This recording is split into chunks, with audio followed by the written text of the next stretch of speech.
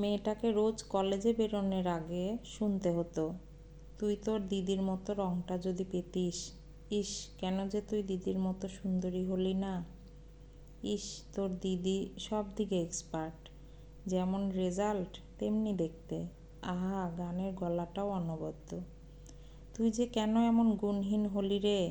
বাবা মা আত্মীয় সকলের গলায় আক্ষেপ ছিল শ্যামলা, বেটে, মোটা, হাই পাওয়ারের চশমা পরা মিডিওকার মেয়েটাকে নিয়ে, যার দিদি আবার মারাত্মক সুন্দর, ভীষণ ব্রিলিয়ান্ট, দারুণ কণ্ঠের অধিকারিণী।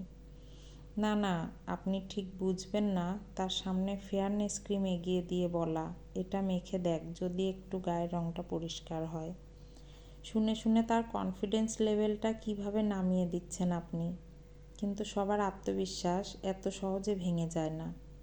ওই নেহাতি সাধারণ মেয়েটা রোজ চোখে কাজল দিয়ে তার ওপর ভারী চশমাটা পরে, কপালের মাঝে ছোট্ট টিপ লাগিয়ে, ঠোঁটে হালকা লিপস্টিক দিয়েই বাইরে বেরোতো। কারণ নিজেকে সাজাতে সে ভালোবাসত। নিজের কাছে সে বড্ড দামি ছিল। তাই রাগ নয়, অভিমান নয়, এমনকি ঈশ্বরকে দোষারোপও নয়। সে শুধু নিজেকে নিয়ে খুশি থেকেই সাজগোজ করত। তাকে কোনটা মানাবে আর মানাবে না হাজার কথা শুনেও নিজের যেটা পছন্দ সেটা পরে দিব্যি ছিল। কিন্তু সে কি জানতো তাকে দেখে আর একজন অনুপ্রাণিত হচ্ছে প্রতি মুহূর্তে? সে কি জানতো তাকে দেখে আর একজন একটু একটু করে বাড়াচ্ছে নিজের মনোবল? তার তো সময়ই নেই আশেপাশে তাকানোর। সে তো কানে হেডফোন দিয়ে গান শুনতে ব্যস্ত, নয়তো গল্পের বইতে খুঁজে নিচ্ছে নিজেকে, অথবা ছাদের গাছগুলোতে জল দিতে দিতে গল্প করছে তাদের সঙ্গে। দিদির মতো সুগায়িকা না হয়েও সে গুনগুন করে নিজের আনন্দে। এত কিছুর পরে তার সময় নেই কে তাকে দেখে অনুপ্রাণিত হচ্ছে তাকে খোঁজার।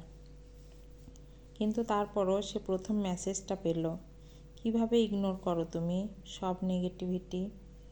কিভাবে সারাক্ষণ লেগে থাকে তোমার ঠোঁটের হাসি? প্লিজ শিখিয়ে দেবে। আমি প্রতিদিন একটু একটু করে ক্ষয়ে যাচ্ছি, শেষ হয়ে যাচ্ছি।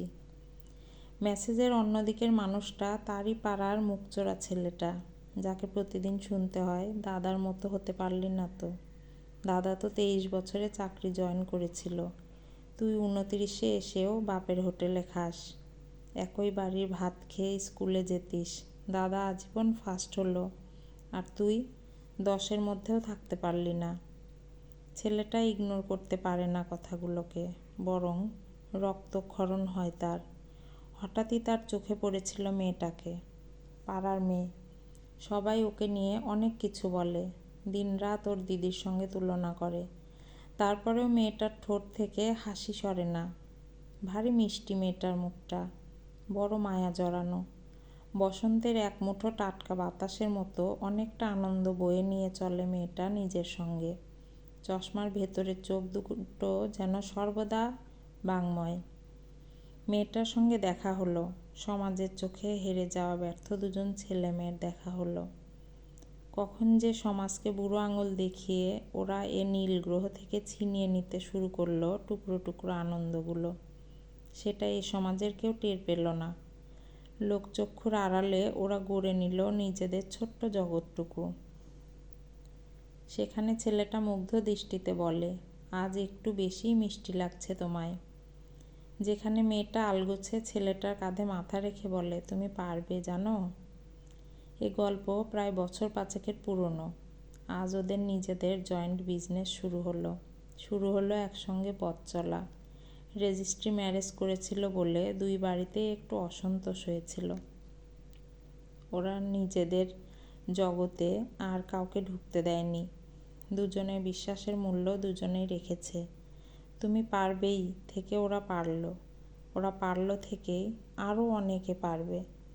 জিতে যায় ভালোবাসাগুলো, জিতে যায় একসঙ্গে দেখা স্বপ্নগুলো। কিছু গল্পের শেষে দেখা যায় বিশাল কিছু মন্ত্র ছিল না, একটাই মন্ত্রে বিশ্বাসী ছিল তারা, আমরা পারবই। এদের মিলিয়ে দিল কে? অবহেলা খুব খারাপ নয় তাহলে? অবহেলা দ্য কি অফ সাকসেসও বলা যায় তাহলে। কলমে অর্পিতা সরকার, কণ্ঠে লাবণী সাহা।